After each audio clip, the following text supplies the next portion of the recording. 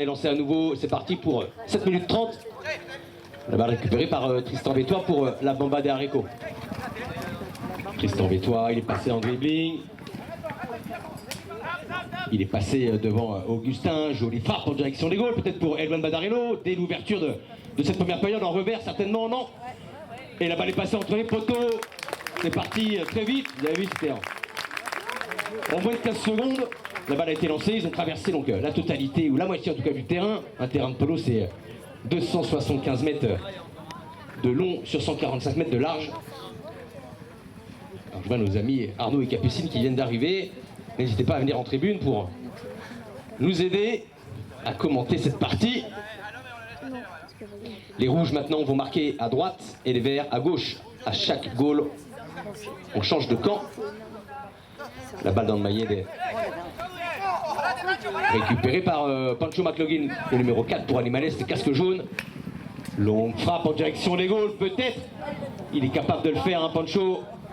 Et la balle est sortie. Une balle de polo bien frappée peut partir à plus de 200 km/h. Imaginez, on est avec la vitesse du cheval au galop, la vitesse de rotation du bras et la vitesse du maillet. On est dans les mêmes vitesses que les raquettes de tennis. Sauf qu'au polo, il y a 4 coups. Il n'y a pas juste un coup droit ou un revers. Il y a plusieurs coups. La balle dans le maillet de Elwan Badarello pour la Bamba d'Areco, poursuivi par Pancho McLaughlin, numéro 4, jaune.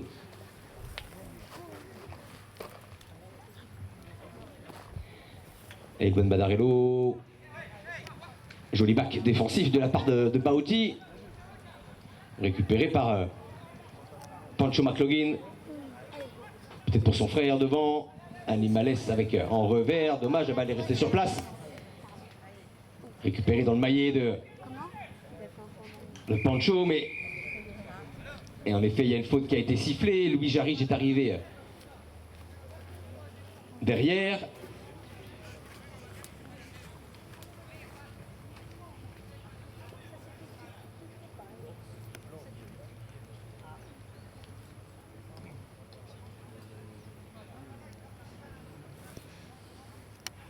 Et donc, si vous avez les règles du polo sous les yeux, vous avez une règle fondamentale qui est la règle de la ligne de la balle. C'est-à-dire que lorsque vous allez frapper la balle à cheval, il y a une ligne imaginaire qui va se créer entre la balle, vous et le cheval. Et les joueurs adverses n'ont pas le droit en fait, de traverser, de couper cette ligne. Tout simplement pour des raisons évidentes de sécurité. Imaginez un choc à 90 degrés. Et donc ceci expliquant donc la pénalité. Et c'est le capitaine de cette équipe, Augustin Imsens, qui va tenter de la transformer.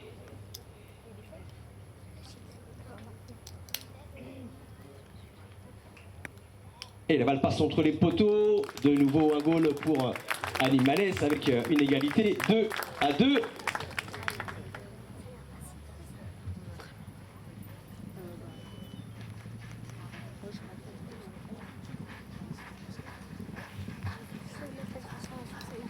Donc, retour au centre du terrain avec ce qu'on appelle un throw-in, c'est-à-dire que l'arbitre va lancer la balle entre les 4 joueurs. C'est comme un entre-deux au basket. Il y a un couloir qui s'est formé, récupéré par Tristan Vétois pour la Bamba d'Areco, rouge, casque bleu, le numéro 1. Récupéré par Augustin Imsens maintenant, avec Elwan Badarello pour la Bamba d'Areco. La balle lui a été subtilisée par Baouti. Vous voyez, il a demandé la balle, c'est chose faite. Et là, vous avez vu là cette action. Pierre-Henri a demandé en effet la priorité sur cette balle. Vous l'avez vu, il a levé son maillet, il a dit c'était à moi.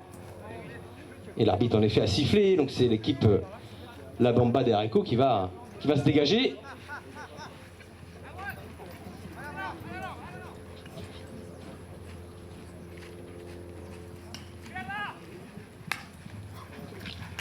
Avec devant vous Pancho McLaughlin pour Animales, au marquage avec Elwan Badarello devant.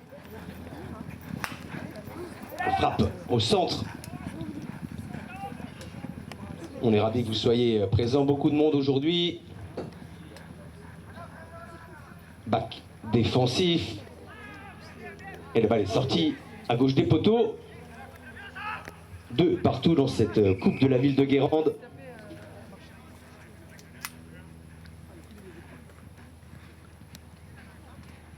On est à mi-période, comme je vous l'ai indiqué tout à l'heure, ils en profitent également pour changer de monture, puisqu'à ce niveau, les chevaux se fatiguent plus vite, on leur demande beaucoup. Donc là, comptez à peu près au bas mot 40 chevaux minimum par équipe.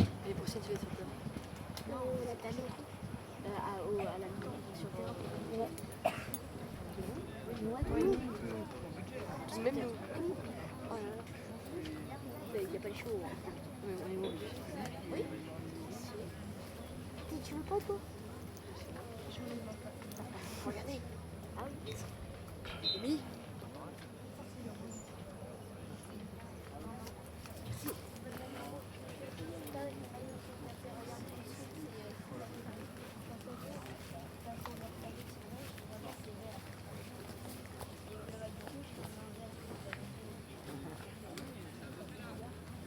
Pareil.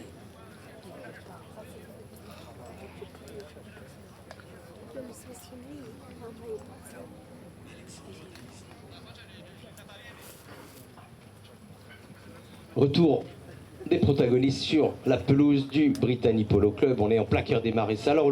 On est sur le terrain numéro 2. Pour ceux qui sont déjà venus, il y a le terrain numéro 1 qui est vraiment là, dans cette ambiance, puisqu'à chaque extrémité, on va avoir les Marais Salants de Guérande, reconnus internationalement dans le monde entier, bien évidemment pour, je dirais, les qualités propres.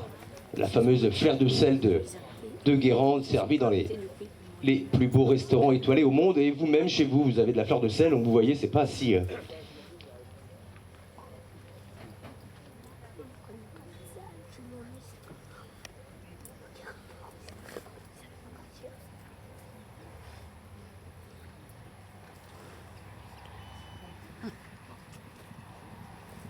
Le dernier joueur arrive, je l'entends galoper.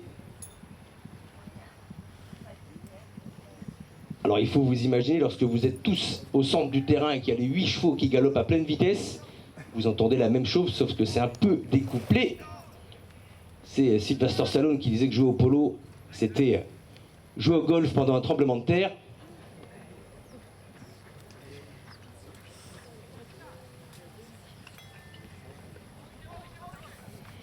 La balle pour Animales avec Guillermo McLaughlin. Il est passé devant, récupéré par Eloel Madarello en revers. Faites attention, regardez la balle peut sortir des limites du terrain, ça à la limite c'est pas trop grave et encore. Surtout les chevaux, faites attention à vos enfants. Récupéré par Pancho McLaughlin, il va frapper au goal. La balle lui a échappé, c'est Bauti maintenant, il est parti en coup ouvert. Toujours Bauti. Et l'arbitre a sifflé.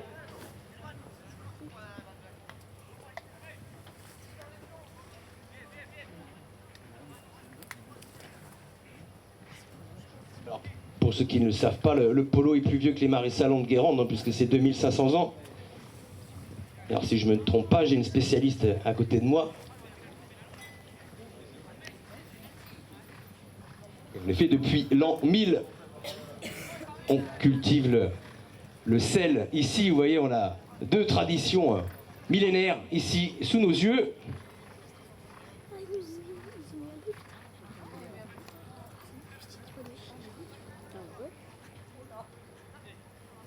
Sachant que la ville de Guérande, en tout cas une activité connue depuis le néolithique, si je ne me trompe pas.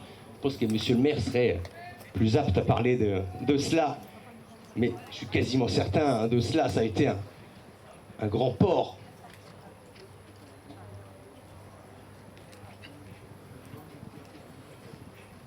Autour au jeu avec Pancho McLaughlin dans le maillet de Bauti Arastoa. Pour Animales, cette casque noire vert au marquage avec Louis Jarry, joli bac à gauche de la part de Louis, la balle est montée, récupérée par Pancho. Pancho McLaughlin, il est passé devant, peut-être pour un nouveau goal. Eh oui, 4-2.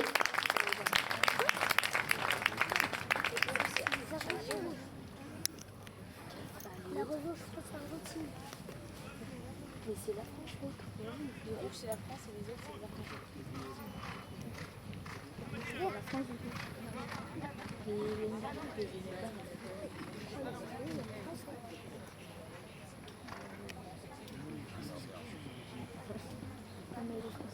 Les Verts vont marquer maintenant à droite, la balle est lancée, récupérée par Animales avec Baotti qui frappe directement au goal, peut-être Augustin Imsen, son marquage avec Eloy Badarello. Il a bien poussé l'homme, malheureusement la balle lui a échappé, bien suivi peut-être par Baotti, mais c'est finalement Louis Jarige qui a récupéré cette balle pour la Bamba de Areco. Le célèbre relais château en plein cœur de la Pampa à San Antonio de Areco, à 1h30 de la province de Buenos Aires. Et la balle est sortie.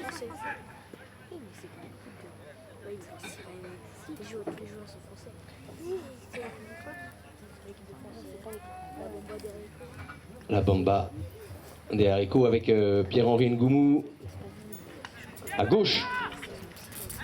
Avec Tristan Bétois qui était esselé en revers pour lui-même. Ça paraît facile, mais je peux vous garantir que ça ne l'est pas. Le long des planches maintenant, c'est le numéro 1 casque bleu, ce que je vous disais, hein, les chevaux peuvent sortir, c'est uniquement pour délimiter le terrain, donc soyez vigilants avec vos enfants. Les joueurs ont déjà beaucoup de choses à penser sur le terrain, donc merci. Poncho McLaughlin, dommage, devant nous, il va y avoir une très belle action.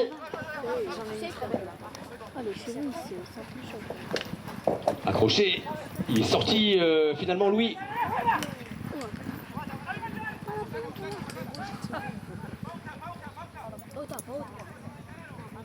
Pierre-Henri Ngoumou, le casque blanc pour la Bamba d'Areco. Un joli bac défensif de la part de Guillermo, mais il y a Baotti. Il y a pleine vitesse là pour Baotti, les chevaux.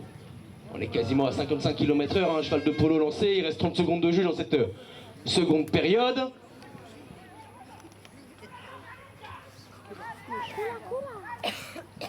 Pierre-Henri.